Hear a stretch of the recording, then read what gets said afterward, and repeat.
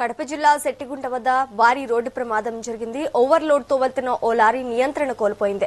దీంతో వెనుక వస్తున్న మరో లారీ, బైక్ ఒకదానికొకటి ఢీకొన్నాయి. ఈ ప్రమాదంలో లారీ క్యాబిన్ లో డ్రైవర్, క్లీనర్ ఇరుక్కుపోయారు. బైక్ ప్రయాణికుడు తీవ్రంగా గాయపడ్డారు.